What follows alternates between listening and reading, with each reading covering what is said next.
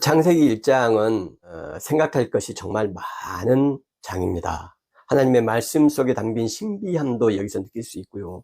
또 하나님이 얼마나 세상 피조세계를 선한 의도와 목적을 가지고 창조하셨는지도 알 수 있는 내용이 풍성하게 들어있습니다. 또 인간이 어떤 목적적인 존재인지도 알 수가 있어요. 하나님이 가라사대 천하의 물이 한 곳으로 모이고 묻이 드러나라 하심에 그대로 되니라.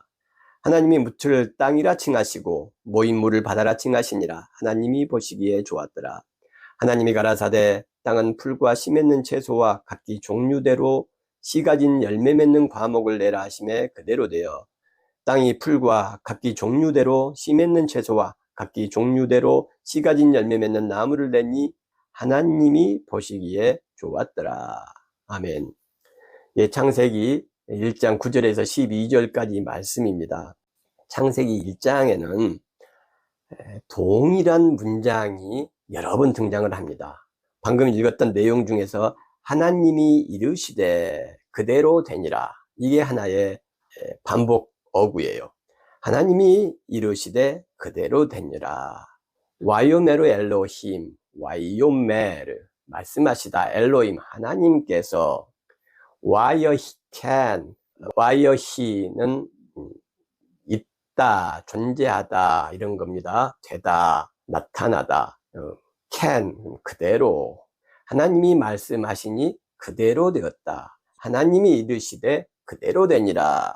와요메르 엘로힘 와여 캔이란 단어가 이 문장이 6번이 등장합니다. 창세기 1장에만 6번이 등장해요.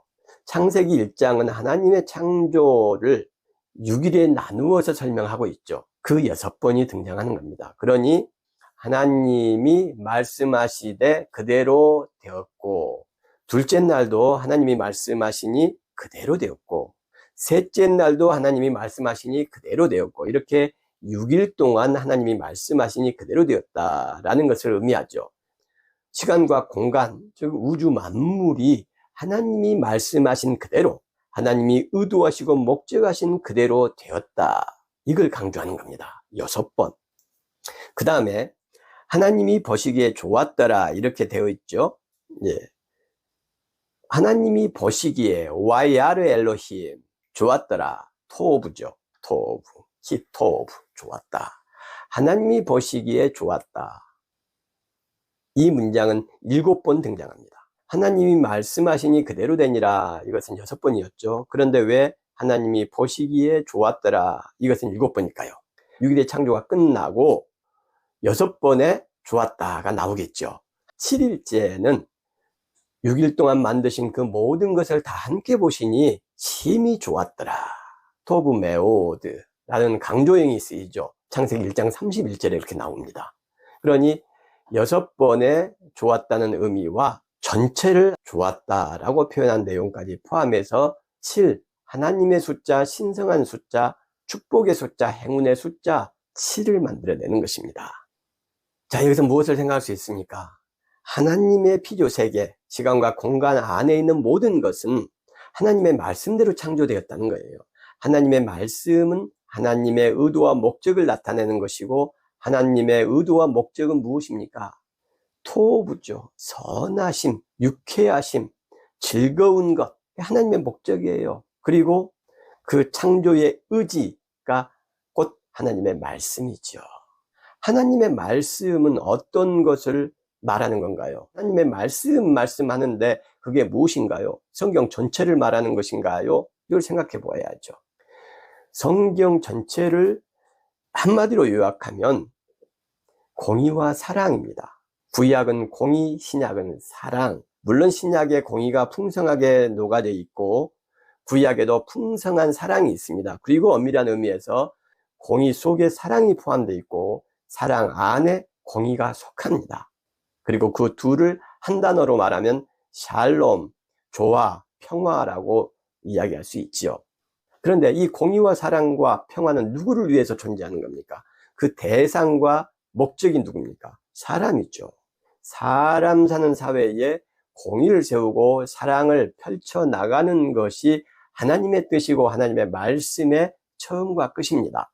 공의와 사랑의 삶이 성경의 모든 것이라고 말하는데 그리고 그 목적이 사람이다. 그러니 신앙과 하나님 찬양과 이런 것은 소외되는 것 아니냐, 이렇게 말할 수 있습니다. 아니요.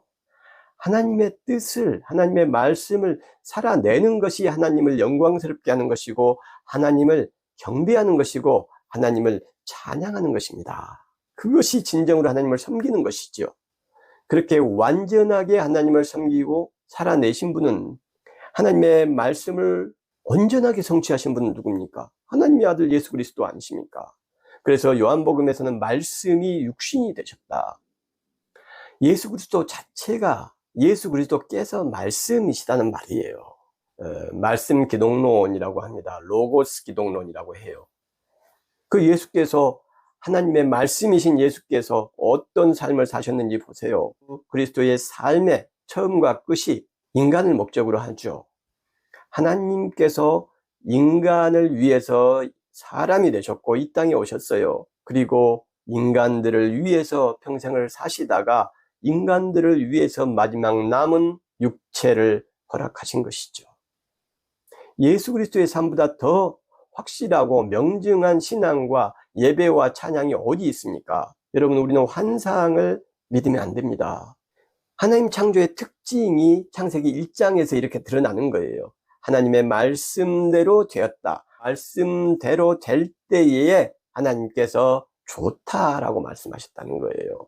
그 하나님의 말씀을 살아내시고 완전하게 구현하신 분이 예수 그리스도시고, 예수 그리스도 하나님의 아들만이 우리 신앙의 완전한 모델이시고 신앙의 처음과 끝이다. 그래서 우리도 사람을 목적으로 삼아서 사람을 돌보고 사랑하고 위하는 삶을 살아야 된다는 것입니다. 특별하게 우리의 이웃들 중에 약자들, 가난한 사람들, 힘없는 사람들 더욱더 사랑하고 그분들 앞에 무릎을 꿇고 바라크의 삶을 살아야 되는 것이죠. 그것이 하나님의 뜻이고 하나님의 말씀의 핵심인 것입니다. 그래서 우리 사람들은 특별한 사명을 주시면서 특별한 목적을 가지고 하나님께서 만드셨어요. 야차르 하셨어요. 야차르는 특별한 목적과 의도를 가지고 구상하고 디자인한다는 뜻입니다. 계획대로 창조하신다는 뜻이에요. 그 사람을 창조하다 할 때에 그 야차르라는 이 특별한 단어가 쓰였습니다. 그래서 사람은 특별한 목적적 존재로 창조된 거예요. 하나님의 형상을 따라서.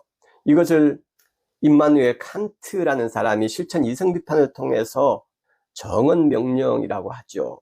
뭐 가언 명령도 있고 정언 명령도 있고 뭐 그러는데, 결국은 사람은 어떤 행위를 하고 말을 하고 생각을 하든지 그 자체로 목적이다라는 말입니다. 목적적인 존재다.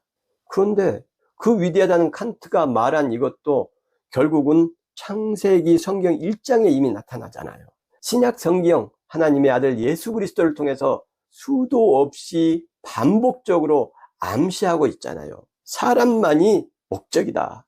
어떤 경우에도 수단이 되어서는 안 된다. 사람을 수단으로, 어떤 목적을 위한 수단으로 사용하는 것을 가언 명령이라고 하는 것입니다.